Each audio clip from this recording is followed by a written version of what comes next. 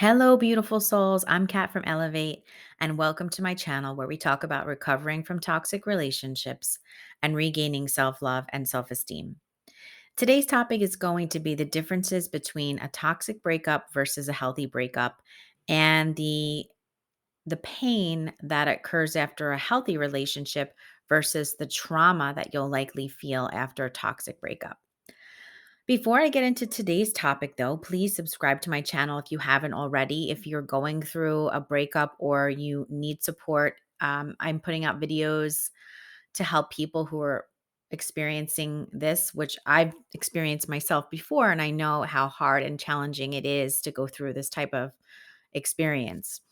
You can download my free ebook below, which is helpful if you have just broken up with someone who's toxic, and it will help to kind of guide you through the beginning stages. Join the Facebook group, trying to grow that community so we can help each other. I love the idea of having a supportive community where we can all talk about our experiences and gain knowledge from other people who have gone down the road and they have gained some wisdom. So definitely join the Facebook group if you need support. Now, back to the topic. So, most of you on my channel are recovering from toxic relationships with either narcissist or other cluster B people, those with mental illnesses, untreated, of course, and even those who are addicted to drugs or alcohol. So, you might be dealing with someone that has any of those problems.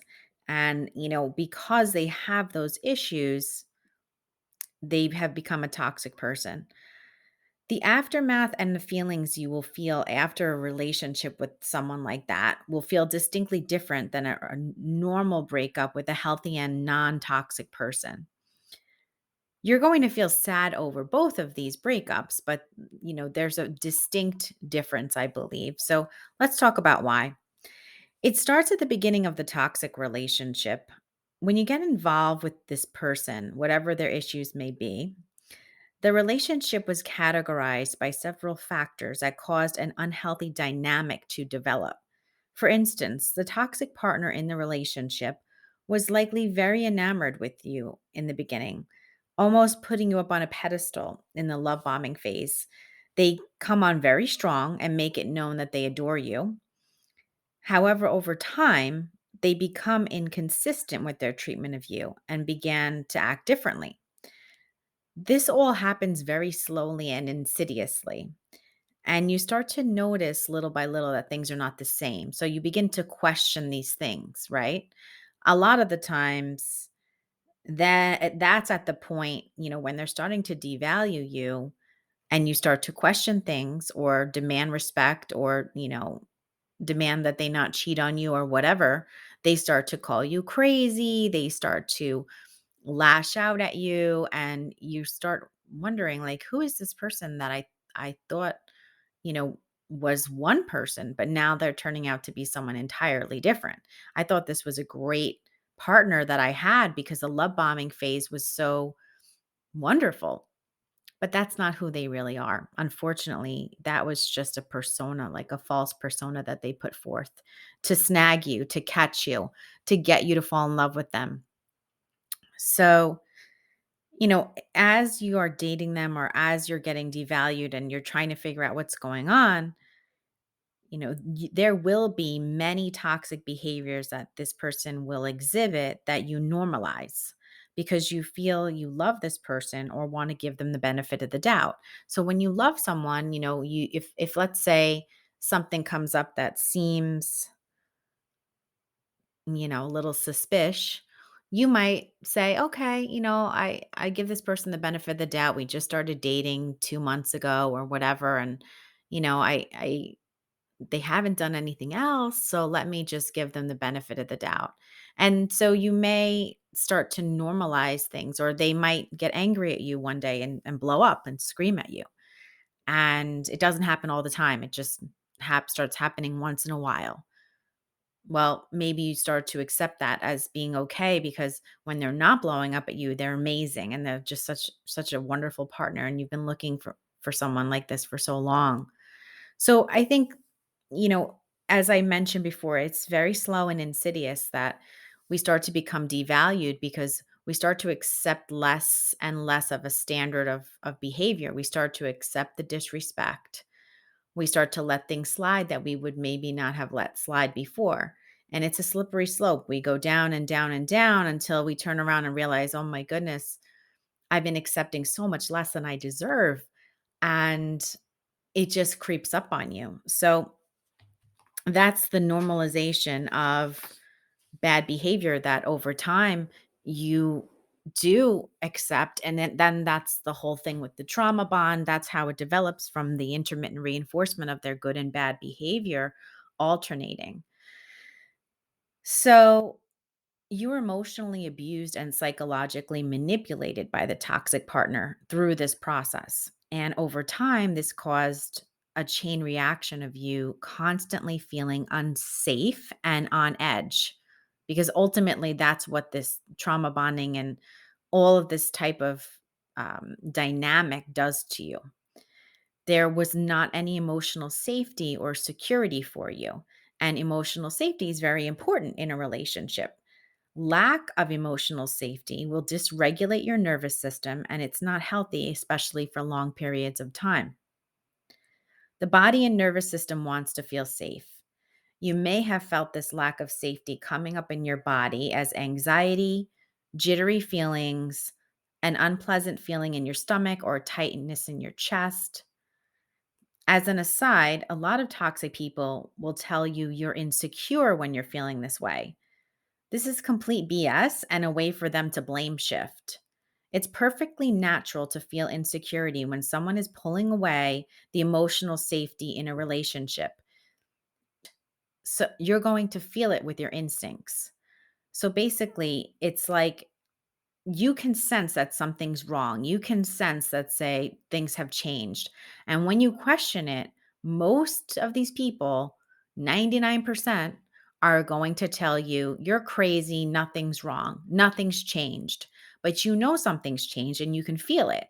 And then they'll start in with the thing like, you're insecure, it's all in your head, et cetera, et cetera. Um, so there's a lot of like blame shifting, gaslighting that happens. You experience all of these things, and your nervous system is now on like high alert. So naturally, toxic people want to gaslight you and pretend that nothing has changed. So they will try to pretend you're insecure, and that's why you're feeling uneasy. You might go online and start researching and then decide that you have an insecure attachment style. And you just need to work on that, and everything can improve. Not the case with these toxic types. Their deliberate avoidance of fulfilling your emotional needs for safety and security are why you're feeling insecure. It's got nothing to do with your attachment style. So stop blaming yourself and lay the blame back on them where it belongs. Another aspect you'll see happening behaviorally is the toxic person begins lacking in consistency. So now things become chaotic. They're not consistent anymore. They suddenly have you wondering what will happen next. Will they be nice to you, or will they get angry at something you said or did? Are you now walking on eggshells because you might set them off? Um, or are they going to be the love bombing, perfect partner that you had in the beginning today? And you just never know. The consistency is gone. Their inconsistent behavior adds more to your feelings of insecurity because you can't feel safe and secure with someone when you never know what you're going to get. All this time that this is happening, they're probably blaming you, right? So it's like not only is this happening to you, but now they're blaming you for it too, even though you didn't create this dynamic, they did with their bad behavior. After you break up, a lot of this effect on your nervous system is still there. It's not like once the toxic person is removed from your life that, your trauma goes with them. It stays with you. So you've been traumatized by this person.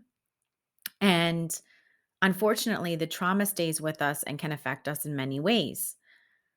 One thing I think you need to discern too is like you can be getting over a breakup with a toxic person and you cannot want that person back, and you cannot really want that person um, to be in a relationship with you anymore. You can know that that person is toxic, but you can still be grieving and healing from the trauma for much longer than you were really missing that person. It's not really about the person, it's about what you experienced, which has now traumatized you and your nervous system that you now have to heal. So it's the dynamic, it's the experience, it's the trauma that you had to go through, the pain of the trauma and the trauma bond, all that was done to you. That's what takes so long to heal. It's not about this person. This person is inconsequential, actually, at the end of the day. It doesn't matter. It's not the person that you miss. It's the fact that you've been damaged in a psychologically, emotionally, even physiologically. Your like I said, your nervous system has been, you know, uh, knocked off kilter, basically. So all of those things have happened to you. That's why it takes so long to heal. It's not that you're hung up on the person. So people need to recognize that. You're not hung up on the person. You're not obsessed with the person. It's not about the person. It's about what you went through and the trauma of the whole experience in your body. So, you know, I believe trauma lives in your nervous system, and there are many things you can do to counteract the trauma, but it takes a long time. And you should never be ashamed of that if it's taking you a long time to heal. Even well meaning friends will not understand why it's taking you so long to recover. But it's because, again, I mentioned you are traumatized and it's not a normal breakup. So they just really don't understand that. A traumatic experience occurring now can be bringing up many traumas from your past as well. So it's like a reliving of old wounds, which magnifies the pain and lengthens your recovery time. So much of this toxic relationship triggered old feelings from the past, often a preconceived notion that nothing you do is good enough. It makes sense because you kept trying over and over again probably to please this person. When you have someone who love bombs you and treats you like you're amazing in the beginning, they're constantly giving you validation that you're good, you're amazing, I love what you do, I love who you are. Then when they stop, if you're in the middle of the relationship with them still, of course you're going to continue to try to be the person that they loved and appreciated. Like it's almost like all of a sudden they switch it up and now you're supposed to um you're never going to know, let's say, that it got switched up until your instincts kick in and you go, "Hey, something's up." You'll start to realize that again, they're going to gaslight you and tell you, "Oh no, nothing's up." And it makes you even doubt yourself further. But, you know, you will fall into this possible people pleaser or like trying so hard to get their approval because originally they did approve of you. Originally they did seem to care about you and you're wondering like, "Wait, why did this end? Why did you change your mind about me? Like I didn't change and you thought I was amazing before, so why would this change now?" So it's extremely psychologically damaging and emotionally hurtful and painful to have this happen. The moment that there's that shift between the love bombing to the devaluation and then to the discard. But I think the most painful is like the love bombing to the devaluing because it's a shift that you feel like something's up and some things have changed. And it's just so painful because you're the same person that you always were. So you can't understand why they would be changing their mind about you. You try everything to please a toxic person, but it's never going to be enough because toxic people, never satisfied. They're never satisfied. They're always looking for something outside of themselves to satisfy, and they'll try different people and they'll try different things, and they are never going to be satisfied. That's just typical of toxic people. They're trying to fill a void inside that they can't fill with outside. And so they'll just keep going around looking for that kind of um, resolution that they'll never get. Even someone with very high self esteem can become shaken from this type of polarized treatment. Like when they're treating you well, then they're treating you badly. It's a mind F. It's rough on anyone who experiences it. Some people say it's the hardest thing they've ever gone through and survived.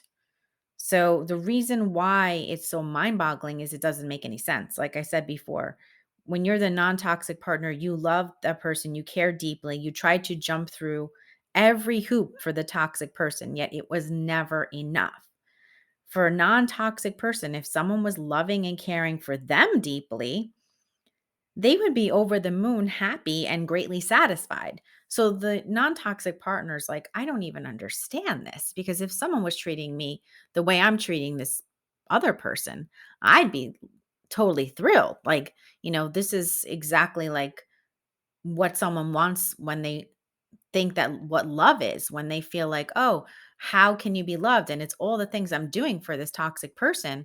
And yet they're still not happy with it. And I'm trying so hard. I'm trying to do everything I possibly can, giving them love, kindness, respect, faithfulness, loyalty, support, emotionally being there for them. Maybe I'm giving them money. Maybe I'm giving them other things too. Like, I mean, I know people have tried all different things to try to please the toxic person, but again, they will never be satisfied because they're constantly searching to fill a void that's not fillable by the outside world.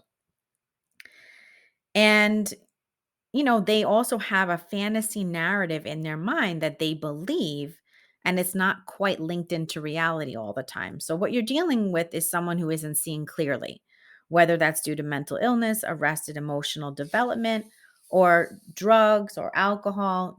They're not in touch with the same reality as the rest of us. So, that might sound harsh, but it's my observation of why things don't make sense to the non toxic person, and they never will make sense. Trying to understand them and why they do things will just continue to leave you frustrated. In addition to them not seeing reality the same way, many of them also have a different value system. And I did another video on that uh, as well recently. In contrast, let's talk about a healthy relationship and breakup. You may date someone healthy and they allow you to feel safe and secure. They provide safety and security as part of the healthy relationship because that's what's healthy. They are consistent with what they say and do and consistent in their behavior of loving you. So it's not like there's a love bombing time and then it changes. It stays the same. So if they liked you from the beginning for who you are, they continue to like you in the same consistent way. So there's no roller coaster of chaotic events or behavior. So your nervous system feels calm because it's recognizing this person is safe, this person is reliable. Maybe this person is willing to acknowledge and meet your emotional needs, right? This is very healthy. And as time goes on and as they continue to adore you, they continue the same consistent behavior. This increasingly helps you feel at ease, comfortable, and progressively more safe. That's not to say the relationship won't have any conflicts, but those conflicts can be worked out with communication and resolution. Toxic people, on the flip side, never want to actually resolve issues. If you notice, you may talk and talk for hours about something, but it won't get resolved. They love holding grudges and not allowing peace to be made. Conversely, a healthy relationship, the person actually wants to resolve things because they understand that if you don't resolve things, you can't have a healthy relationship going forward. You can't get stuck on things and not resolve them because over time, all of those issues pile up. You cannot have a healthy relationship. So, getting back to more about healthy relationships, let's say at some point, maybe you find out you're incompatible with this person because you want different things. Like maybe one of you wants marriage and another doesn't. And you really care about this person, but you can't see a future due to this issue. If you break up, you will feel sad, you will feel pain, and you will grieve because you're disconnecting from that person in your life. But it will not be likely for as long as it would be if the relationship had been toxic. and you will be able to heal more easily from a healthy relationship ending than the toxic relationship. It will not trigger childhood wounds unless you still haven't dealt with them, and maybe it might kick up things a little bit. Even if it does, you're probably more capable of working on those wounds and focusing on you to do so after a healthy relationship, because you haven't been broken down as much as you would be from a toxic breakup. Like your self-esteem hasn't taken a hit like your self-esteem takes a hit in a toxic breakup. So often after a toxic relationship, a lot of our focus is on the other person because we're ruminating on them. We're ruminating on them, their problems, why this happened to us, why they're doing this to us. We want to know why they're doing this to us, when often there isn't any good reason other than the toxic ex partner is toxic. Like, this is just how they are. This is what they do. They don't realize how toxic they are usually. And if they do realize how toxic they are, they're okay with it. They're okay with it. So we clearly have um, clashing values. And, it's not really about us, but these toxic people make us feel unlovable, unworthy. And after you date someone who's healthy, conversely, we may leave that relationship feeling like we're still lovable and worthy. But sadly, the relationship just didn't work out for certain reasons. There isn't like that element necessarily of doubting your lovability or your worth.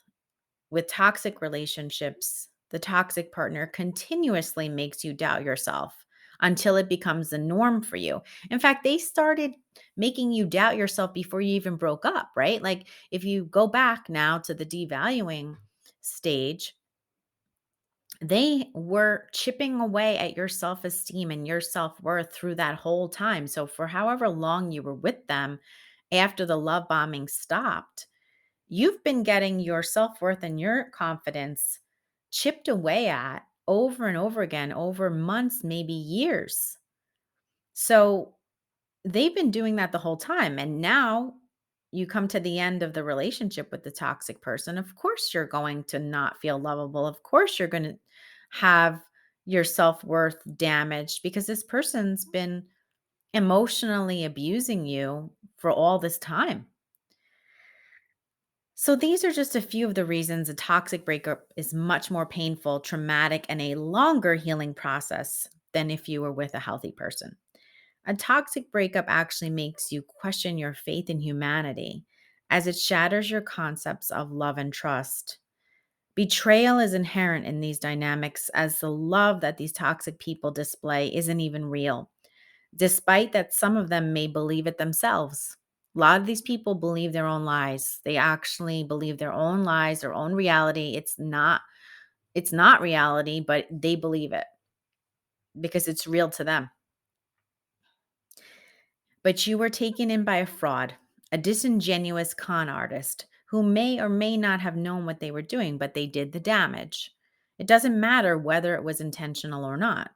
The experience of dating a toxic person will cause trauma that affects you for many years and involves years of healing to process. I hope this video helps you today. And if you liked it, please press like.